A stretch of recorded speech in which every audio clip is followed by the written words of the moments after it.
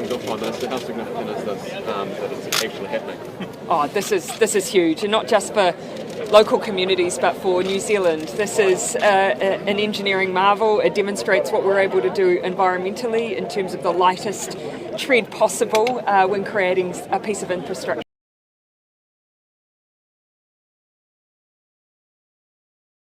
Yeah, that this is actually happening, not being delayed. Well, as we heard from the toots of vehicles going by, this is a project which has been celebrated across the Wellington region. It's been decades in the making, and I'm really thrilled that we've been able to bring it home today and that it will be very shortly open for Wellingtonians to enjoy. It'll be a safer, more resilient route for our capital city. And how confident are you that it's going to be, error-free going forward? Yeah, look, I've got a high level of confidence there. Always with these roads, there are ongoing assurance processes. On a big project like this, there might be issues which come up, but we have a robust system in place to make sure that if there are defects, that they get repaired. Minister, are you confident that you're not going to have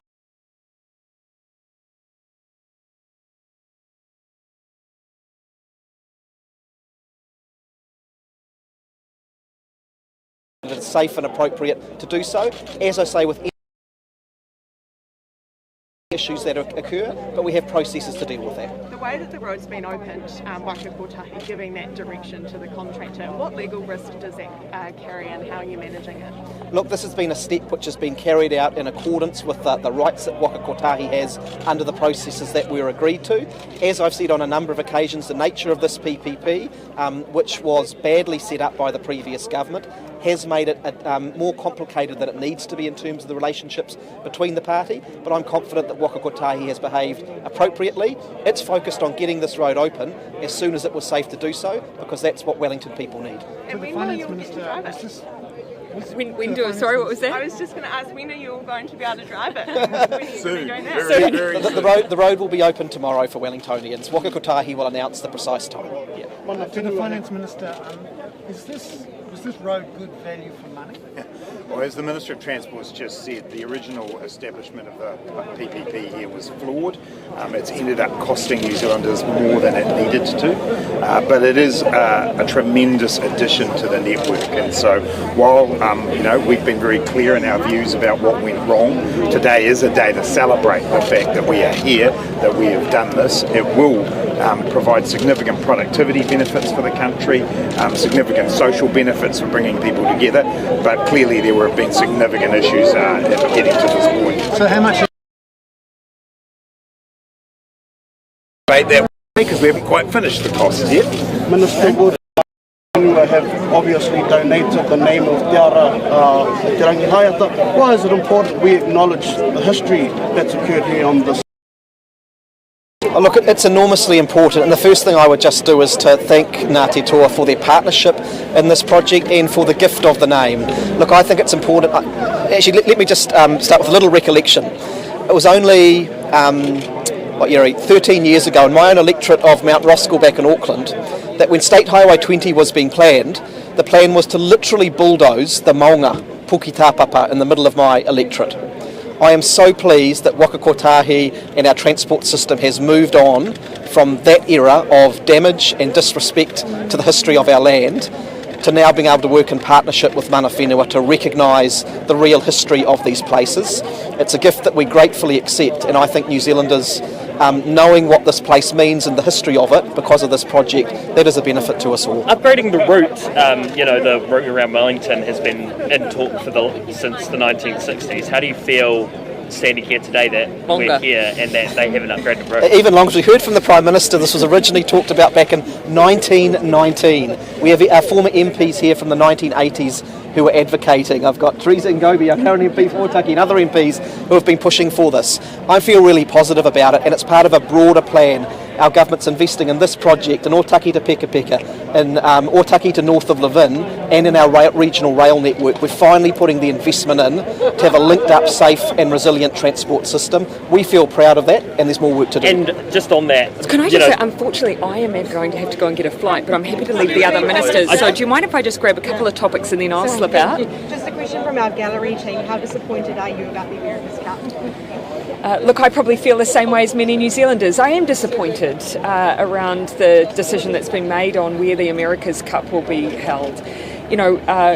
as government, we certainly stumped up sufficient funding for it to be hosted here. We wanted it hosted here. So for it to depart is a disappointment. After the government fronted up money made an initial offer, did Team New Zealand come back asking for more, or did they just walk away?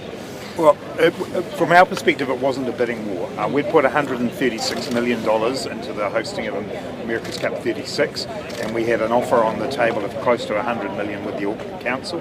We felt that that was a reasonable offer, but we weren't going to get ourselves into a bidding war. Unfortunately, as the Prime Minister said, the decision has been taken to take it offshore. It's incredibly disappointing. Is it a betrayal? It's incredibly disappointing. Look, I know there'll be a lot of emotions around it. New Zealanders will have their own view on that question. For us, we wanted it hosted here because New Zealand treats it like a national event. I don't think any other country in the world treats the America's Cup in the way that we do. We all celebrate it. But at the same time, we have to consider all of the other costs that we have. We put enough on the table for it to be hosted here, but ultimately a different decision was made. I want to acknowledge that there will be members of Team New Zealand who may have taken different views, who may have wanted to be here, but ultimately a call's been made by the leadership. Is this a sign it's too hard to get big sporting events in New Zealand? We are right in the middle of hosting the International Women's Cricket World Cup. We'll be hosting the FIFA Women's World Cup, one of the biggest sporting events in the world, and we've got the Rugby Women's World Cup. These are significant events. Time and again, New Zealand demonstrates our ability to host. This decision is not about that. I guess in terms of investment though, last year Auckland Council put massive money into that, and yes, the pandemic, but clearly the investment hasn't paid off. Look, I don't think it's fair to make a judgment on whether or not the investment for the last America's Cup paid off or not. It was under extraordinary circumstances under which that cup was held. And so for us, probably the comparison is across the other occasions that we've hosted. And it has been certainly an event that everyone has valued and has derived economic benefit and would have in the future. This was a decision made by the leadership team. And also bear in mind those assets that have been created on the waterfront are still there. And anyone who spends any time walking around through the Wynyard Quarter and so on understands the development that's happened. So there'll be future opportunities for the use of those assets. So will the government bid again for the Cup? There's a lot of water to go under that bridge yet. So obviously the next cup being the most important thing. The money that was offered. Do you mind if I just leave then, ministers? I better go and get my flight. See you later. Just in terms of, we've heard this morning, such a range of benefits, environmental, local iwi connections, and for New Zealanders coming down here. We have over this journey also talked about some serious issues. At this point, would you be recommending another PPP project in New Zealand? But we've always said that we will take forward transport projects in New Zealand on the basis of what's in the national interest and what delivers good value for money. We've clearly seen in this process that PPPs, which are sometimes put forward as a magical solution, are not. That there can be real complexities involved, particularly if they are badly set up, as the previous government did. So we'll take it on a case-by-case basis, but I think this is a good example that it's not always a simple and easy solution that some advocate. So what was wrong with the PPP that meant it didn't work properly or cost too much? Well, I think you can go back and review the comments of both the Auditor General and the Infrastructure Commission in this respect. It was rushed when it was set up.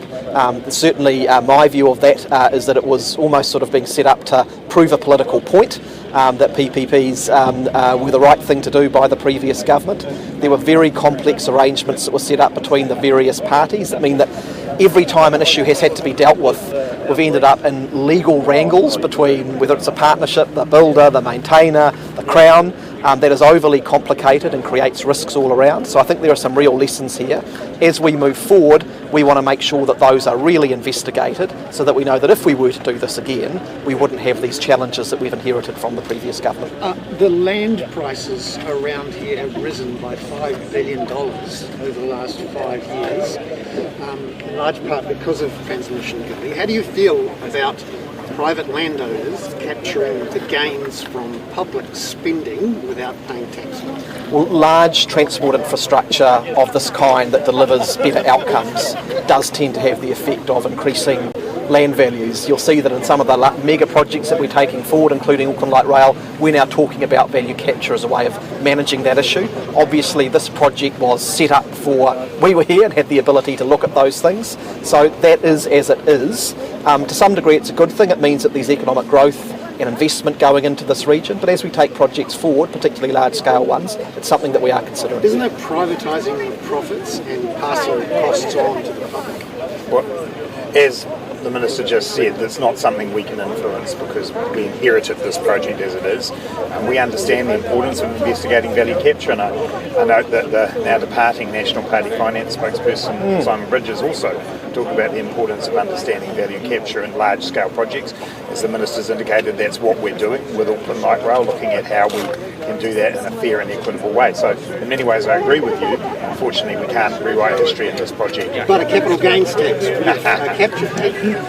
Well, possibly, but again, we can't go back in the past. Last two questions, guys. We just need to wrap this up. In terms of now having been here running this for 25 years and it has been a project you've inherited, do you have concerns about the capability of government to perform this role? Look, there's no concern that's in front of us about the capability of the partner there to perform that role. And we're very focused through Waka Kotahi in making sure that this project continues to be run in a way that's safe and resilient for Wellingtonians. We'll continue to work really hard on that relationship. It's no secret that it's been a bit rocky and there have been challenges in getting to this point, but Waka Kotahi have brought it home and their focus will now be on making sure that it runs smoothly. Just on climate change, is this going to be the last big motorway built in New Zealand like this? Look, I wouldn't necessarily say that. Clearly we're in an era in which we have to rethink where our transport infrastructure spend goes and to ensure that we're doing it in a way that does reduce our emissions over time. There are real challenges, particularly when we have growth regions, about how we do that. So we take it case by case, and I think watch out for more direction there in the emissions reduction plan. Thanks all. Thank you.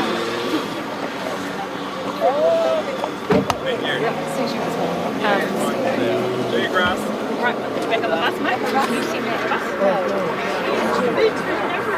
Yeah, I thought I would. Can you send that to the other one?